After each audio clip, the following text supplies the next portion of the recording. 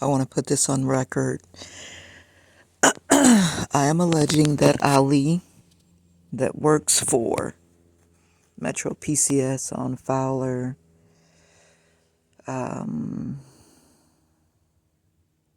applied for the Affordable Connectivity Program for me without my consent. We were in the store. He asked me for the last 4 digits of my social security number. I should have known something was wrong. I said, we have been approved for months. And every time we ask you guys, we get the runaround. You got to call 611. We can't do it. I went to 3 different Metro PCSs, and this was the problem. For months, we didn't get the $30 discount. So when we went to pay the bill, this had to be, I think it was December 1st. He's telling me that it was under new management, and I was telling him I had to file the FBI charges against the store because the guy behind the register stole our tablets that we were supposed to get, and he was trying to justify the action. So I was looking at him like, wow, this is amazing how these people stick together. And I didn't find it necessary to word wrangle with him because there's no way you're going to justify having a tax program that says pay for the service, you get the free tablet, and then you don't give me the tablet. But when I come back the next month to get the tablet, you say I now have to pay $140. So that didn't make any sense. So I didn't argue with him. I said I'm going to get to the bottom of this affordable connectivity program discount that I should have had months ago. I said, you all should give us free service this month because we have been waiting on these $30 break and it just has never happened. It's been about 3 months. So I go on my daughter's phone, we pull up the email, hand him the phone, which you think that you can trust the cashier. You're supposed to be able to trust the person behind the register. You have to give them your high security password, which I gave it to him. Now he has access to my account. He tells me he can't. He has to take the high security password off so he can do what he's doing. So I have to give it to him.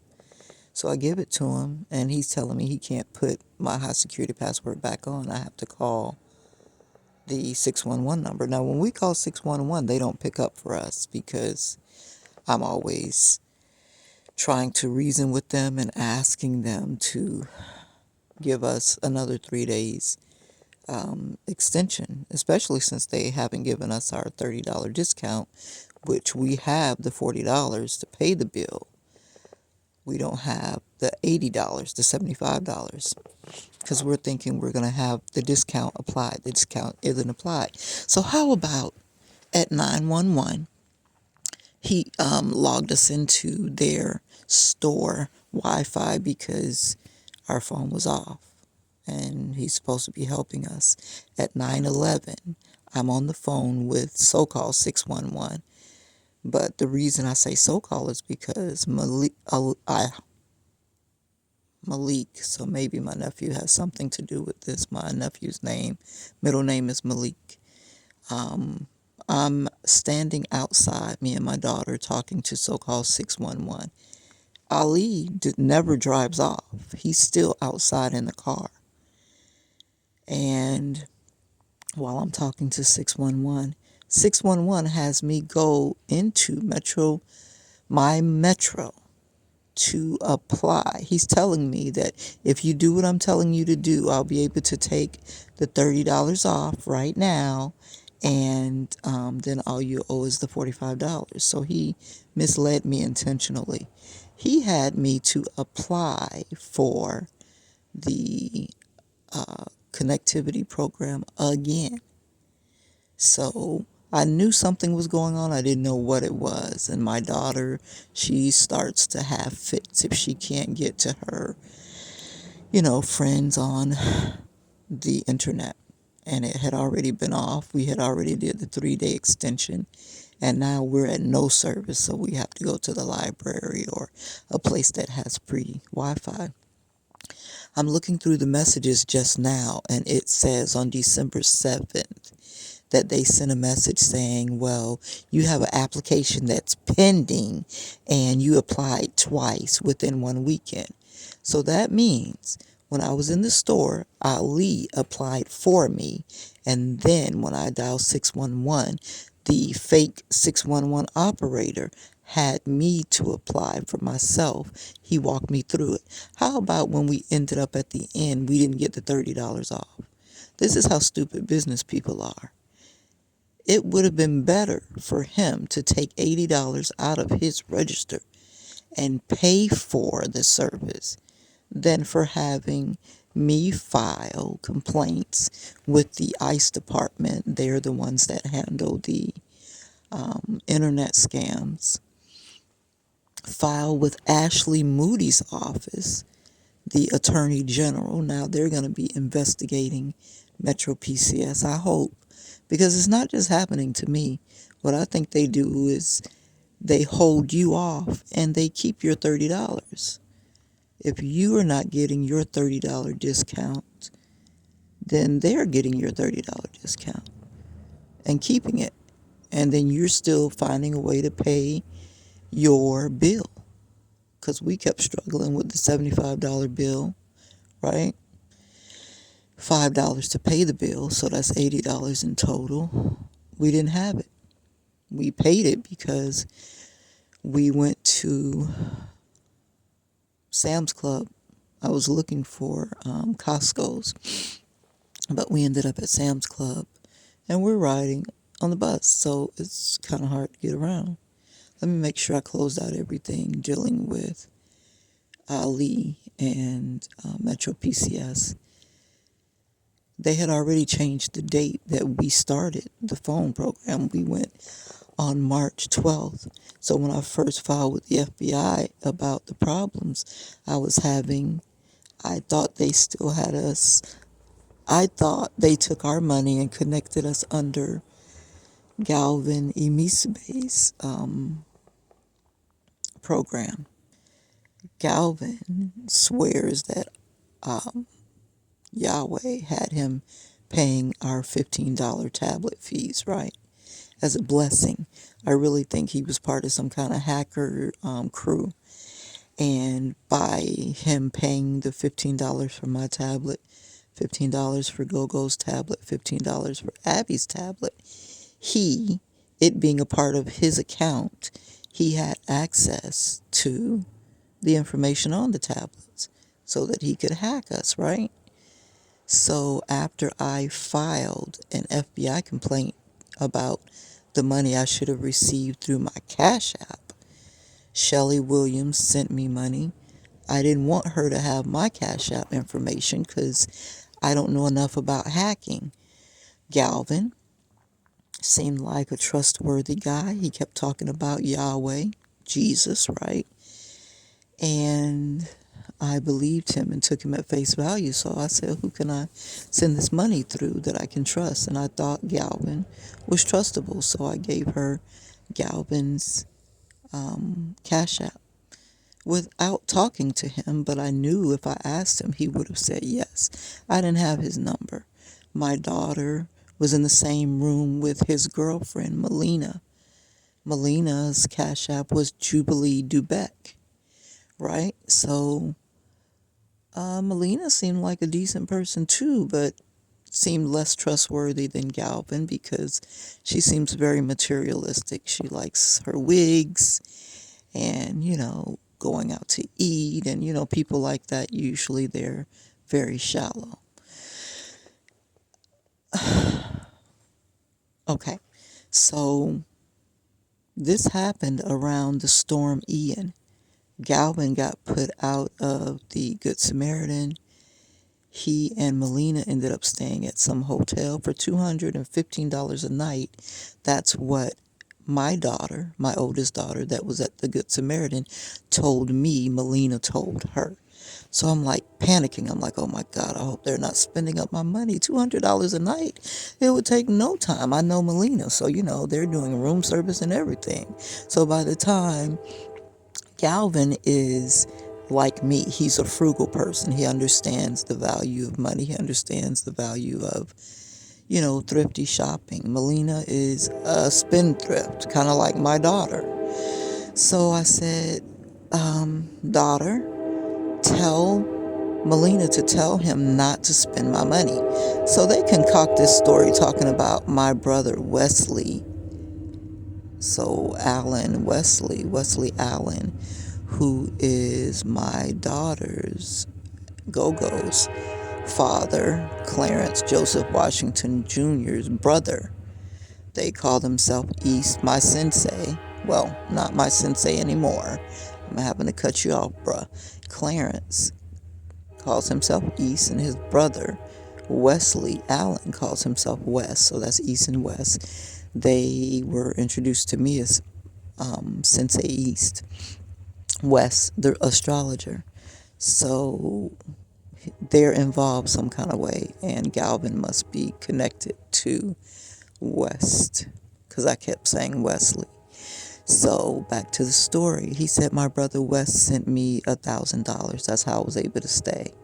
I really felt like he was lying, but because he is so gung-ho telling me about Jehovah, I said I'm going to try to believe him. Now, a lot of time passes. He is coming over to help me move my car. He no longer has AAA. He's used up all his AAA things. Usually he would help me move the car, and I would give him $20 for helping me use one of his AAA tows. He crashed his car some time ago in California. Okay.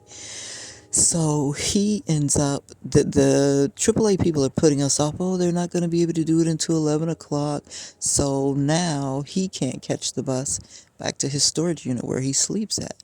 I'm like, well, should we go sleep in the laundromat with him or take him to the building in Angola? My daughter said, do not take the man to the building. And I'm like, I don't want to sleep in the laundromat. I can't sleep in the laundromat because other people come into the laundromat and they look like they're using drugs or selling drugs. And so I can't go to sleep. I have to stay awake and watch my two girls. If they stay up, then maybe I can catch a nap. But children don't know when they're falling asleep. So I try to just stay awake, and that puts me up all day long, right? So I said, we can show him the building. I'm hoping that I can show him the building, and he already knows I'm opening a resource center and a school, so I'm looking at him as my number one guy, but I don't tell him that I'm interviewing you to be my number two person, to be my administrator, and to be security, because he's into this karate thing too. He's, what did he study? What did he tell me he studied? Because people can tell you anything with their mouth. He said his dojoka, let's see, he studied martial arts. I can't remember which brand of martial arts he studied, but I thought, okay, well, he's a personable person. He presents well. He made six figures as a career resource person in California, so he knows how to grade applications. He knows how to, assess a person looking at their body language, do the background check. He can help me get good staff for SOS Academy, SOS 5 STEM G Academy. And I figure, okay, I'm going to take a chance to trust him because I need to try to trust somebody. These people around here, there was a lot of crackheads around in the area, in the building, and I was trying to stay up all night and sleep in the day, and it was wearing on me. So I figure if we invite him to be here, I will feel safe because there's a man here and he'll protect us. So it starts working out okay. I never let him in the back of the building. I tell him you have to go outside to use the bathroom. If you got to shit, you got to do it out in the world because I don't know why I felt the need to do that.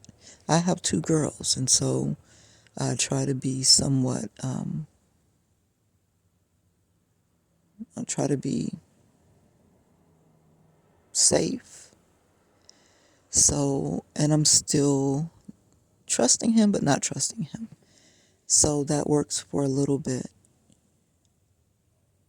He drinks a lot. I think because he had that surgery, maybe he's in pain in his stomach. He can't eat a lot, or it will. I don't know why you can't eat a lot after you have that stomach stapling surgery. But I notice he drinks a lot. I mean, like all the time. And I'm like, wow, I didn't see this before. I never saw him drinking anything. But, you know, people can show you what they want you to see. So now he's drinking and offering me drinks. So I bought something fruity because he knows I like Kool-Aid and things like that. Why don't you taste it? And he's asking me to taste it. It reminds me of the same way Thomas kept offering me cocaine. And I'm like, no, I really don't drink. I really don't drink. I really don't drink. So I never taste it. And he has all these fruity flavors. Mad Dog 2020 comes in, you know, like a blue, red, and maybe some other colors. I don't know. But it's alcohol. So I don't partake in alcohol. I grew up with people who drank, and my daddy, Arthur Atkins, liked to fight when he got drunk. My mother, Dorothy Jean Starks, is her middle name. Last name Atkins after marrying Arthur Atkins. She wants to sing and dance when she drinks Seagram's gin. So, it goes to show you it's what's in a person that causes them to be the way they are. My mom drinks, she's going to pull you up. We're going to be singing and dancing in the living room. My dad drinks, that Negro wants to fight. You better keep your shoes on because you're going to have to run. And that was my life. So I was like, if it makes you act like that, I don't want to use it. So I've never tried drinking. Now, I said, Calvin, it keeps bothering me. Did you get my money? No, no, no. I said, you know, if you did, you should just tell me and start trying to make atonement for it. He gets very, very drunk, and maybe it's his bothering his conscience. He says, Yahweh told me I could keep your money because I needed it. So the next morning, we wake up. We're in the same little room space. It's an office building, so we're in like the front office waiting area. That's the only part of the building we use. The dogs are in the back part of the building. And the girls moved to the back room of the building. Once I saw his drinking, I just got concerned and I didn't want to be sleeping in the same space. I didn't want the girls to be sleeping with he and I in the same space. So I moved them to the back. And he seemed to get upset, but he got over it. Now, I said, last night you said, Yahweh said, you could use the money because you needed it.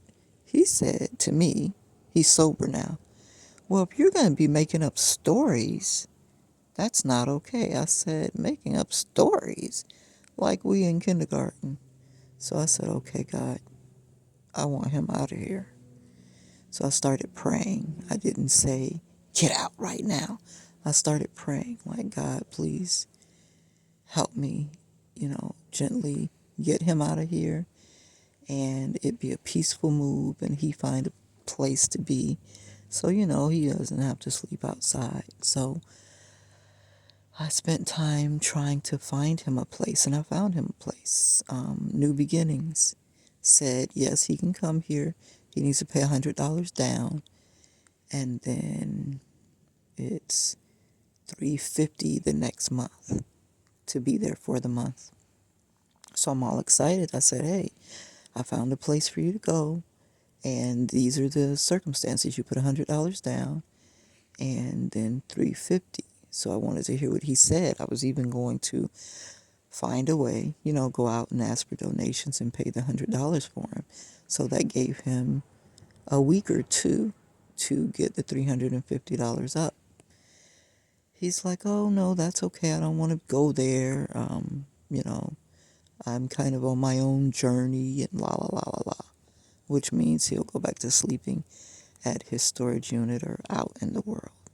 So I said, well, the laundromat we used to sleep at, there's men there, but you could probably sleep there. Just, take some clothes and wash a couple of pieces every night and put it in the dryer.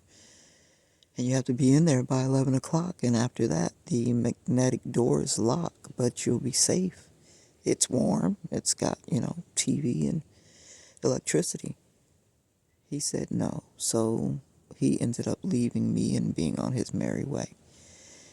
This Cash App thing kept annoying my soul because we needed the money.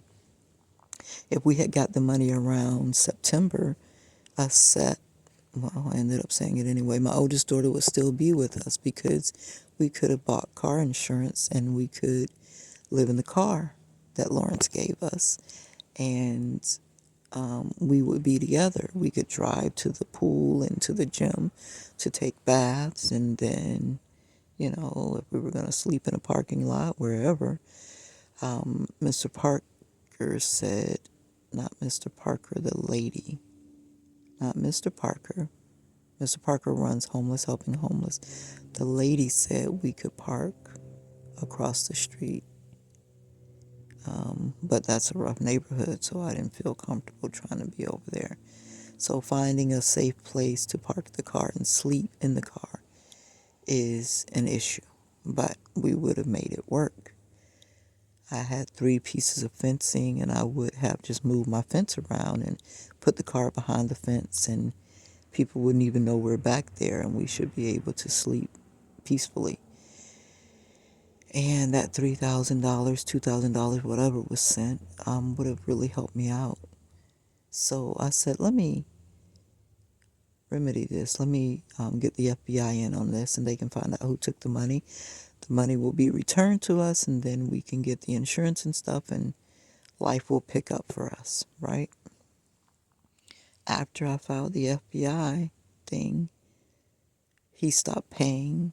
Well, the bill no longer was paid, so I'm assuming he stopped paying it. And I don't know what happened, whether I just assumed he stopped paying it. So we got a couple of boxes of chocolate, sold that, and went to MetroPCS to start our own account.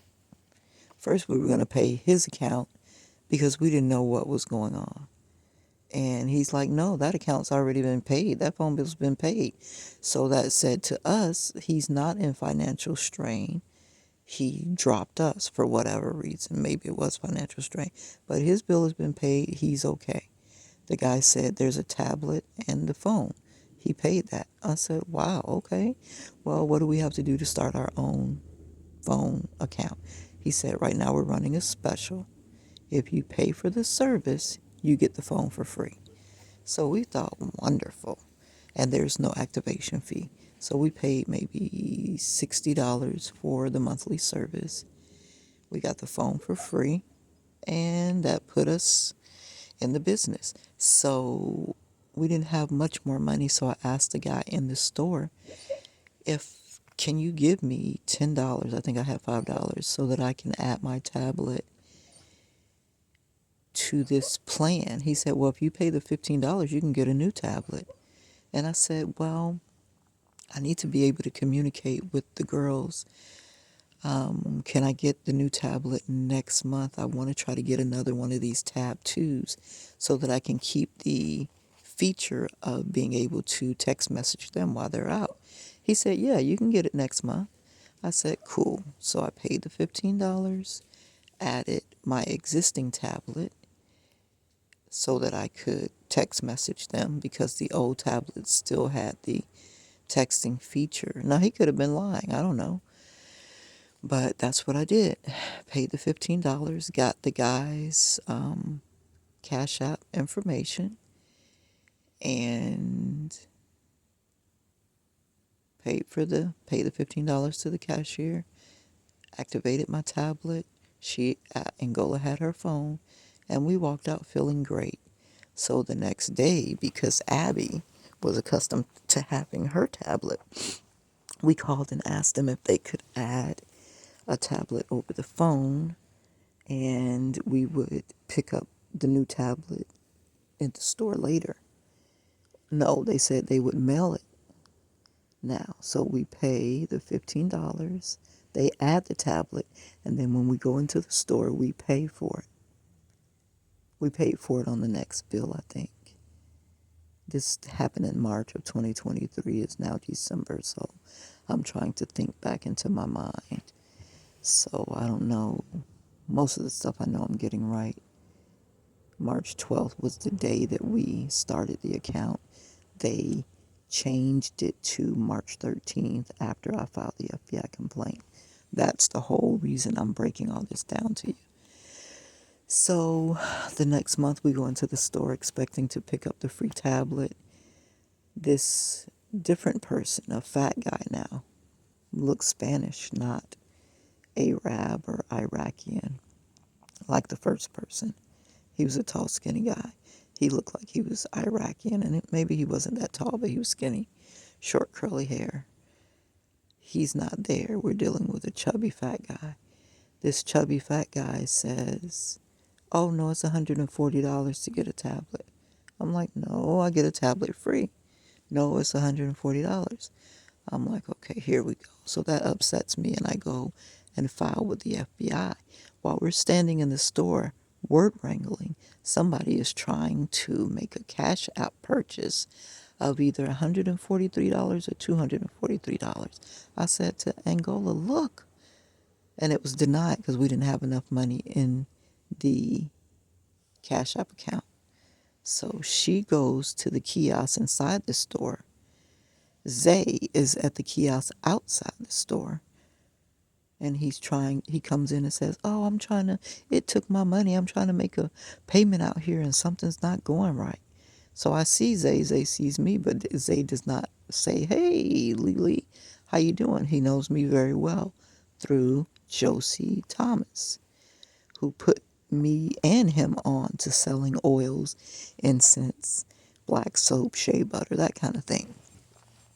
So he doesn't acknowledge me. Then another guy comes in wearing my USF hoodie. I say this is my USF hoodie because I don't know who, stole my clothes. They stole out of my car. They stole my bank information. They stole my little file kit that had, my business documents in it. They stole my IDs. They stole. So I don't know who it was. But I kept seeing the little white girl from Veronica Davis's house pass by. I said, she done passed by 3 times in the last, I can't remember, maybe week or 10 days. Angola's like, no, that doesn't seem unusual. I see her all the time. I said, Angola, you see her anymore? You see her anymore? You see her anymore? You see her anymore? After they stole the stuff out of my car that was parked at Ray's house. Ray's not his real name, but he would jump on the bus with me and be like, oh, yeah, I'm going to GTE, Federal Credit Union, to get money. And it was just strange that he was telling me this. So he might have been on the theft end on it too. Maybe they were stealing money from an account they had in my name at GTE Federal Credit Union, because I don't have an account at GTE Federal Credit Union. Never have. But my sister Ava Atkins has an account there.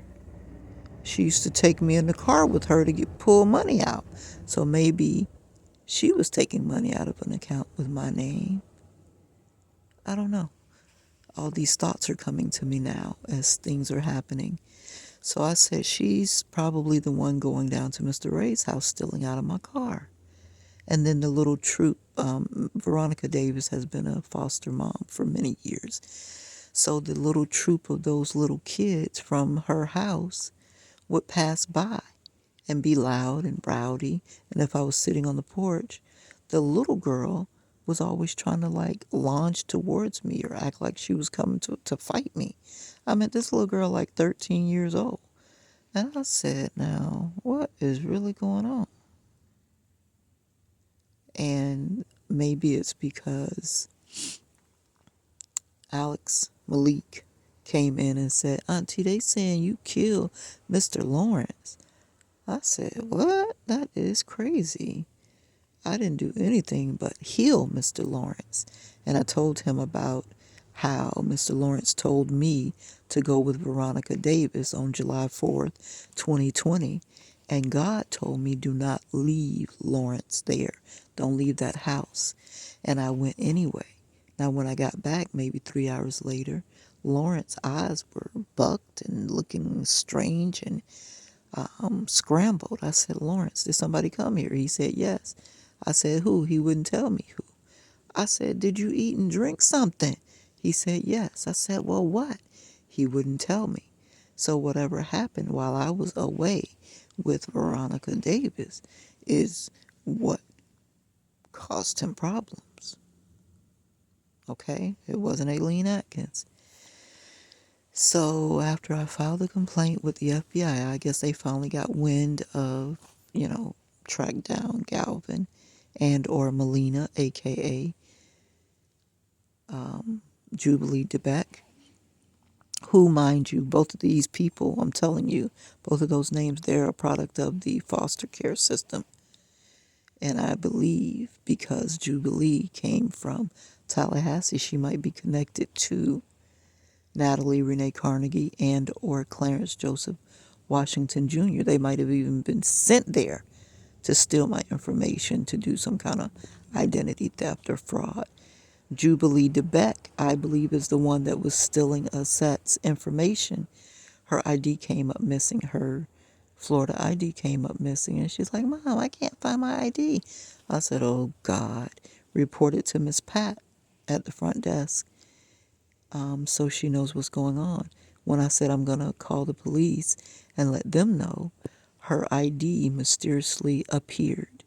Now, if you've ever lived in a hostel, it's 4 beds. Each of you rent a bed, and you have to share the space. So if you trust the people in your room, cool. If you don't, you better take your ID with you because sometimes you might be left in the room, and sometimes another roommate might be left in the room. So it's an honor system. She kept her information in her wallet underneath her pillow. She was friends with Melina, so Melina knew where she kept her information and had access to her information, basically. I believe Melina was applying for housing in Aset's name. And I reported this also to the FBI, that I believed Melina was pretending to be my daughter. Okay? And so after I reported those things, he stopped paying the phone bill and we went in and got our own phone. They could have gave those people that phone to sell to us, and they already had the SIMS information and all of that. You see what I'm saying?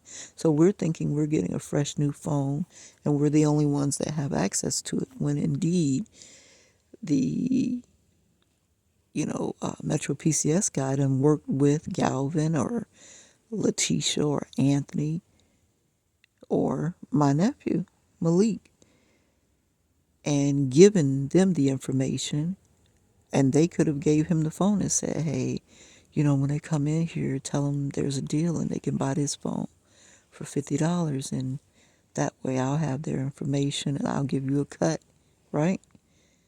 We never got the Cash App donations that people were sending us. There's 2 people that we would get that could get through a donation. That was because we were talking to them. So the phone was already cloned. They knew who we were talking to. They knew what donations they could steal. And this has been going on for a long time. I'm talking on this same phone right now. It gets hot. I shut it down. I put it in safe mode. Then airplane mode is always on after I put it in safe mode. So I turn off airplane mode. But then location is on every time. So I'm trying to find out, is that a normal part of when you put your phone on safe mode? Does it automatically turn on location? Or are the hackers turning on location? I don't know, but I've asked Gen Z. So to sum it all up, I believe Ali, the new management at the store on 15th and Fowler, next to Mr. and Mrs. Krabs, in the same plaza with the Patel grocery store, he illegally applied for the connectivity program for me without my consent or knowledge. And then the 611 operator illegally did the same thing and lied to me to get me to consent to this protocol through the phone, through the My Metro. So now there's 3 people that have my high security password. So 3 unethical people. So how secure is my password? My phone is not secure at all. Anything I do on this phone, they have access to. And I told my daughter, I know you're addicted, but you really need to pull it together. We should at least try Boost because we don't have a lot of money. It's you have to go with these little fly-by-night companies that you can walk into and pay them a little something. And even when I was doing the Walmart cards, before I left the store, they already had my information crossed up. I would have problems. So when people are following you in a car and they have a couple of dollars because they're being paid to gang stalk you, they can pay these little cashiers that are not getting paid very much and have very little integrity already $50 to get your information or to route your card number this way or that way. So I've got to go to hacker school and learn what it takes to be a hacker so that I can be the anti-hacker and I can share with normal people how to protect themselves from hacking. That's my goal this year. I thought it was law school, but they done crossed me up pretty bad and things are getting better, but just keeps being put off. My money just keeps being put off and put off and put off. Even if the FBI is trying to catch the so-called big fish, that should not prevent them from releasing some of my money that they know belongs to me. You see what I'm saying? So somebody in the FBI might be getting paid to continue to put me off. When I went to visit the FBI headquarters, the FBI agent left the booth and had a person in there, which I'm going to say was a gang stalker, close the curtains and tell me that we're not accepting applications today. You got to go to Jacksonville to file a complaint. That made no sense. So I took a picture of him and put him on my YouTube account. But my Lely YouTube account has been taken from me. It just shut down. I couldn't sign back into my account. And I don't know who is governing my account, but that information is still in my Lely account. It should be copywritten when I put it up on the account. I put it up on my Facebook account too, which has also been closed out and I don't have access to it. And I don't have much technological intelligence right now. Technology got advanced and I didn't keep up with the advancement of technology. So they got me by the balls right now. I don't know what to do about that. Maybe I'll report that to the FBI, the ICE, and maybe they can help me. But they should release my money. And so I'm going to start another YouTube channel. And I guess because I'm exposing these agencies and the agents within the agencies, they are like, well, we're never going to give her money now. You see what I'm saying? But God is in charge ultimately, so I'm getting all my money and we're going to get justice, people. We're going to get justice. And you all have to file complaints and report these things too. Starting a YouTube channel is cool, but YouTube can be corrupted also. So you need to make flyers, pass out flyers, and go through other, maybe start a .com, and you can get your information and your story out without being censored. Okay? So that's pretty much it. Is there anything I need to say in closing?